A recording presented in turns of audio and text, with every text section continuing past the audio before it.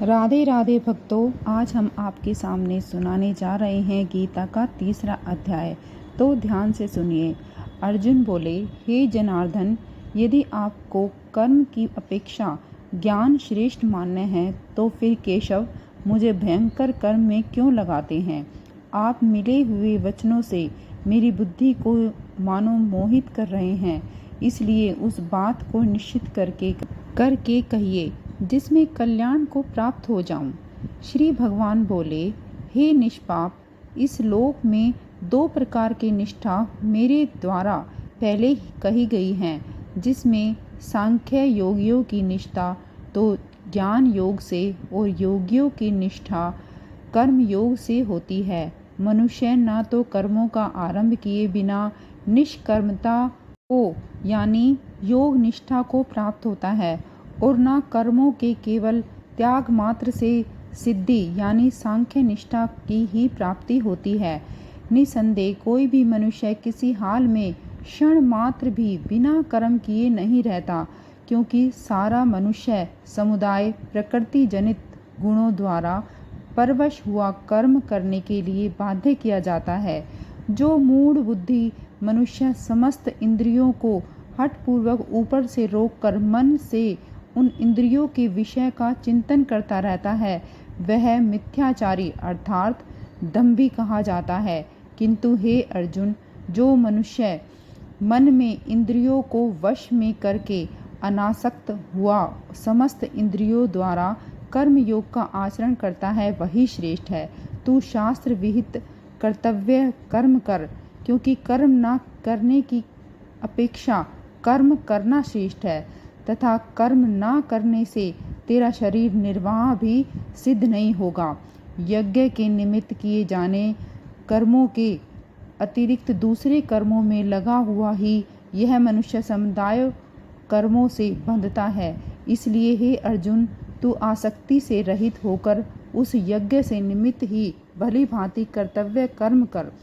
प्रजापति ब्रह्मा ने कल्प के आदि में यज्ञ सहित प्रजाओं को रचकर उनसे कहा कि तुम लोग इस यज्ञ के द्वारा वृद्धि को प्राप्त हो और यह यज्ञ तुम लोगों को इच्छित भोग प्रदान करने वाला हो।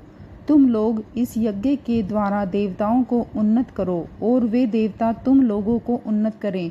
इस प्रकार निस्वार्थ से एक दूसरे को उन्नत करते हुए तुम लोग परम कल्याण को प्राप्त हो जाओगे।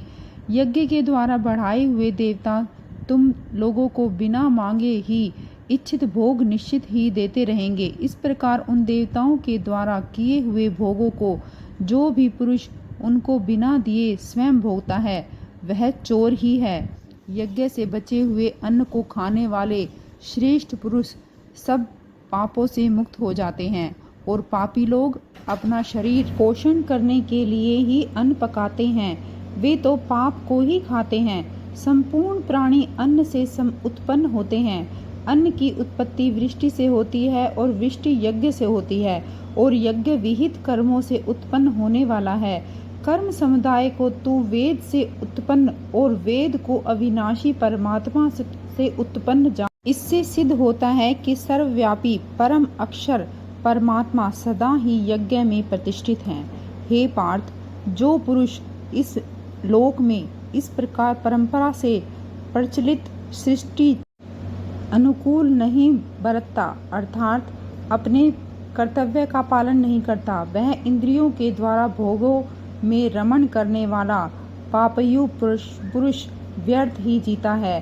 परंतु जो मनुष्य आत्मा में ही रमण करने वाला हो और आत्मा में ही तृप्त तथा आत्मा में ही संतुष्ट है, उसके कोई भी कर्तव्य नहीं है। उस महापुरुष का इस विश्व में न तो कोई कर्म करने का प्रयोजन होता है, न कर्मों के न करने से ही कोई प्रयोजन होता है, और संपूर्ण प्राणियों में भी उनका किंचित मात्र भी स्वार्थ का संबंध नहीं रहता।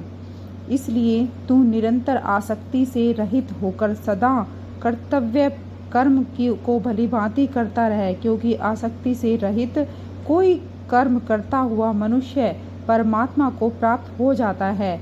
जनक आदि ज्ञानी जन भी आसक्ति रहित कर्म द्वारा ही परम सिद्धि को प्राप्त हुए थे। इसलिए तथा लोक संग्रह को देखते हुए तू भी कर्म करने को ही योग्य है, अर्थात तुझे कर्म करना ही उचित है। श्रेष्ठ पुरुष जो जो आचरण करता है, अन्य पुरुष भी वैसा ही आचरण करते हैं। वह जो कुछ प्रमाण देता है, समस्त मनुष्य समुदाय उसके अनुसार बरतने लगता है। हे अर्जुन, मुझे इन तीनों लोकों में न तो कुछ कर्तव्य है और न ही कोई प्राप्त करने योग्य वस्तु अप्राप्त है, तो भी मैं कर्म में ही बरतता हूँ। क्योंकि हे पार्थ, यदि कदाचित मैं सावधान होकर कर्म में न बरतूं तो बड़ी हानि होगी। क्योंकि मनुष्य सब प्रकार से मेरे ही मार्ग का अनुसरण करते हैं। इसलिए यदि कर्म न करूं तो ये सब मनुष्य नष्ट भ्रष्ट हो जाएं और मैं संकरता का करने वाला हूँ और इस समस्त प्रजा को नष्ट करने वाला बनूं। हे भारत, कर्म में आसक्त हुए अज्ञानी जन जिस प्रकार कर्म करते हैं, आसक्ति रहित विद्वान भी लोक संग्रह करना चाहता हूँ उसी प्रकार कर्म करें। परमात्मा के स्वरूप में अटल स्थित हुए ज्ञानी पुरुष को चाहिए कि वह शास्त्र विधि कर्मों से आसक्ति करने वाले अज्ञानियों की बुद्धि में भ्रम तथा कर्मों में अश्रद्धा उत्पन्न न करे, किंतु स्वयं शास्त्र विहित समस्त कर्म भली भांति करता हुआ उनमें ही वैसे ही करवा। वास्तव में संपूर्ण कर्म सब प्रकार से प्रकृति के गुणों द्वारा किए जाते हैं, तो भी जिसका अंतःकरण अहंकार से मोहित हो रहा है, ऐसा अज्ञानी मैं करता हूँ ऐसा मानता हूँ। परंतु महाभावों, गुण विभाग और कर्म विभाग के तत्व को जानने वाला ज्ञान योगी संपूर्ण गुण ही गुणों में बरत रहे हैं, ऐसा समझकर उनमें आसक्त नहीं होता है। प्रकृति के गुणों से अत्यंत मोहित हुए मनुष्य गुणों में और कर्मों में आसक्त रहते हैं। उन पूर्णता का न समझने वाले मंदबुद्धि अज्ञानियों को पूर्णता जानने वाले ज्ञानी विचलित ना करें। मुझ अंतर्यामी परमात्मा में लगे हुए चित्त द्वारा संपूर्ण कर्मों को मुझ में अर्पण करके आशा रहित, ममता रहित और संतता परहित होकर युद्ध कर। जो कोई मनुष्य दोष रहित, दृष्टि से रहित, श्रद्धा युक्त होकर मेरे इस मत का सदा अनुसरण करते हैं, वे भी संपूर्ण कर्मों से छूट जाते हैं। परंतु जो मनुष्य मुझ में दोषारोपण करते हुए मेरे इस मत के अनुसार नहीं चलते, उन मूर्खों को तू संपूर्ण ज्ञानों में मोहित और नष्ट हुए ही समझ। सभी प्राणी प्रकृति को प्राप्त होते हैं, अर्थात अपने स्वभाव से परवश हुए कर्म करते हैं। ज्ञानवान भी अपनी प्रकृति के अनुसार चेष्टा करते हैं, फिर इसमें किसी का हट क्या करेगा। इंद्रिय का अर्थ में अर्थात प्रत्येक इंद्रिय के विषय में राग द्वेष छिपे हुए स्थित हैं। मनुष्य को उन दोनों के वश में नहीं होना चाहिए, क्योंकि वे दोनों ही इसके कल्याण मार्ग में विघ्न करने वाले महान शत्रु हैं। अच्छी प्रकार आचरण में लाए हुए दूसरों के धर्म से गुण रहित भी अपना धर्म अति उत्तम है। अपने धर्म में तो मरना भी कल्याणकारक है और दूसरों का धर्म भय को देने वाला है। अर्जुन बोले कि हे कृष्ण, तो फिर यह मनुष्य स्वयं ना चाहते हुए भी बलात् लगाए हुए की भांति किससे प्रेरित होकर पाप का आचरण करता है।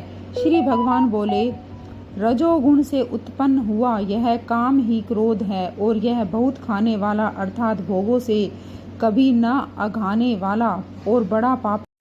इसको ही तू इस विषय में वैरी जान। जिस प्रकार कुएं में अग्नि, मैल में दर्पण ढका हुआ जाता है और जिस प्रकार जेर में गर्भ ढका हुआ है, वैसे ही उस काम के द्वारा यह ज्ञान ढका रहता है। और हे अर्जुन, इस अग्नि के समान कभी न पूर्ण होने वाले काम रूप ज्ञानियों के नित्य वैरी के द्वारा मनुष्य का ज्ञान ढका हुआ है। इंद्रियां, मन और बुद्धि ये सब वास स्थान कहे जाते हैं और ये काम इन मन, बुद्धि और इंद्रियों द्वारा ही ज्ञान को आच्छादित करके जीवात्मा को मोहित करता है। इसलिए हे अर्जुन, तू पहले इंद्रियों को वश में करके इस ज्ञान और अज्ञान का नाश करने वाले महान पापी काम को अवश्य ही बलपूर्वक मार डाल। इंद्रियों को स्थूल शरीर से पर यानी श्रेष्ठ, बलवान और सूक्ष्म कहते हैं। इन इंद्रियों से पर मन में और मन से पर बुद्धि और जो बुद्धि से भी अत्यंत पर है वह आत्मा है। इस प्रकार बुद्धि से पर अर्थात सूक्ष्म, बलवान और अत्यंत श्रेष्ठ आत्मा को जानकर और बुद्धि के द्वारा मन को वश में करके महाबाही तू इस काम रूप दुर्जय शत्रु को मार। श्रीमद् भगवत गीता के श्री कृष्ण अर्जुन संवाद में कर्म योग नामक तृतीय अध्याय संपूर्ण हुआ। तो भक्तजनों, अगर आपको ये वीडियो अगर अच्छी लगी हो तो मेरी वीडियो को लाइक करें, चैनल को सब्सक्राइब करें और भी आगे के अध्याय सुनने के लिए, और अगर कोई त्रुटि हो गई हो तो उसे क्षमा करें। मैं दिल से तहे दिल से आपसे क्षमा प्रार्थना करती हूँ और मुझे मोटिवेट करने के लिए मेरे चैनल को सब्सक्राइब अवश्य करें। धन्यवाद। राधे कृष्ण, राधे कृष्ण।